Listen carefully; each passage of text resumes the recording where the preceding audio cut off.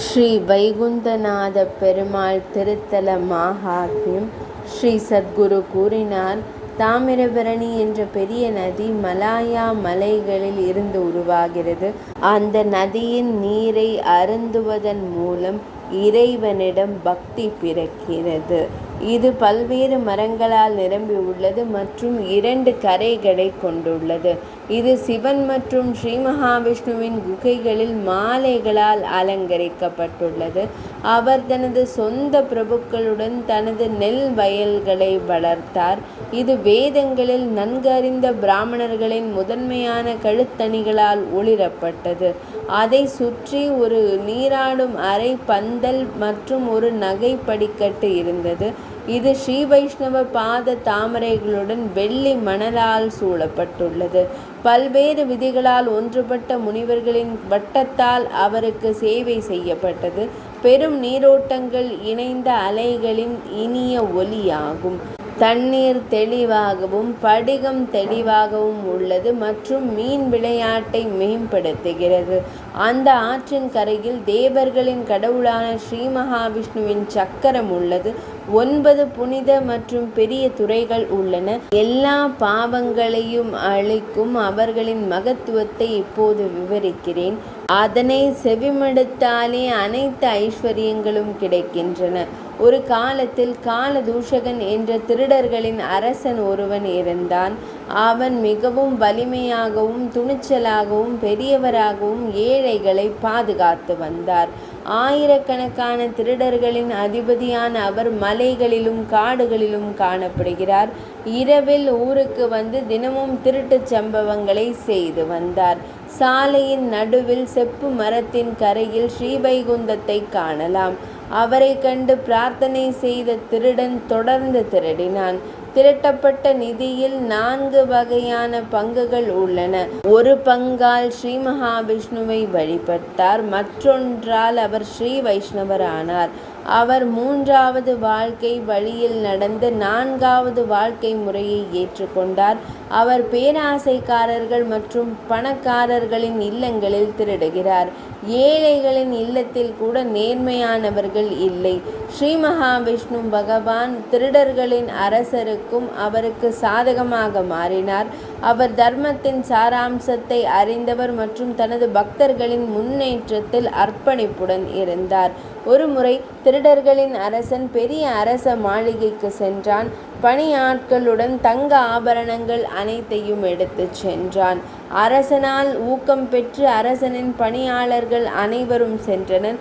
திருடர்களின் அரசனை தேடிய போது பத்திரமாக நிற்பதை பிடித்தனர். கோபத்தில் விழிகள் சிவந்த அரசன் திருடனிடம் கேட்டான். அவனே மதத்தின் அரசன் போல் அவனுக்கு கற்பிக்க முடிவு செய்தான்.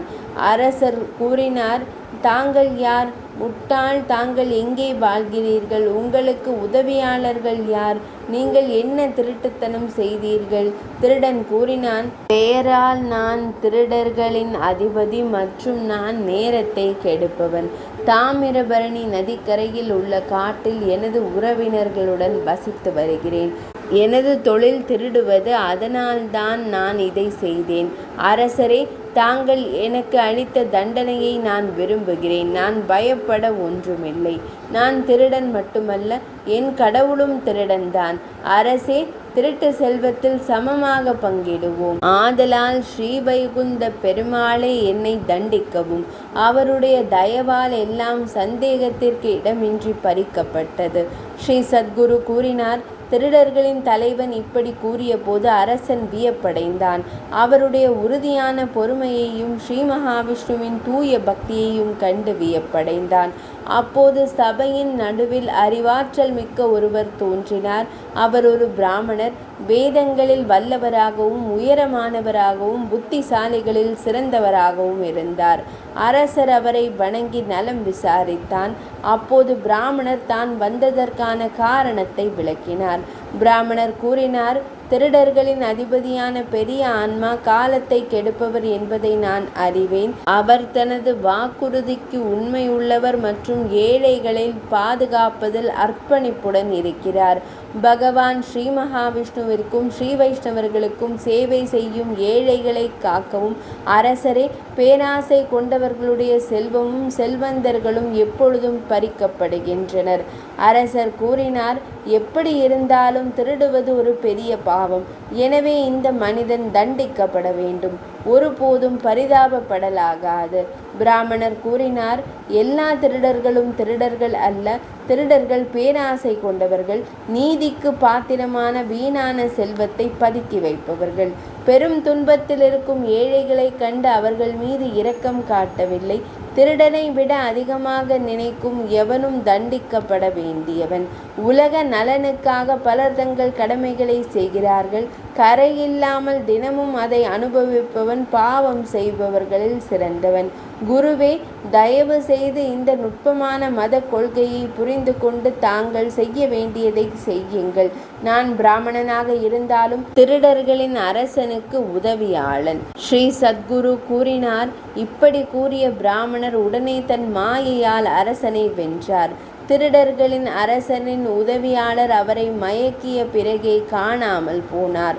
அவர்கள் அவரை ஒரு மந்திரவாதி, ஒரு பிராமணர் மற்றும் ஸ்ரீவைகுந்தத்தின் தலைவர் என்று அங்கீகரித்தார்கள். அரசன் தன் பக்தனாக இருந்த திருடர்களின் அரசனை விடுவித்தான். அன்றிலிருந்து அரசன் மீண்டும் மீண்டும் செல்வந்தர்கள் மீது பேராசை கொண்டான். அவர் சமய கடமைகளை செய்து திருடர்களின் அரசனின் நண்பரானார். ஸ்ரீவைகுந்தத்தின் அதிபதியான பரமபுருஷ பகவான் திருடர்களின் தலைவரானார். திருடனும் தன் திருட்டை கைவிட்டு பக்தர்களில் சிறந்தவனாக தோன்றினான். ஸ்ரீவைகுந்த கிரகத்தை அடைந்து திருடர்களின் இறைவனை வணங்குபவர்களில் அவர்களுக்கு அரசர்களை பற்றியும் திருடர்களை பற்றியும் பயமில்லை. ஸ்ரீ வைகுந்தநாத பெருமாள் திருத்தல மாஹாத்மியம் இனிதே நிறைவடைந்தது.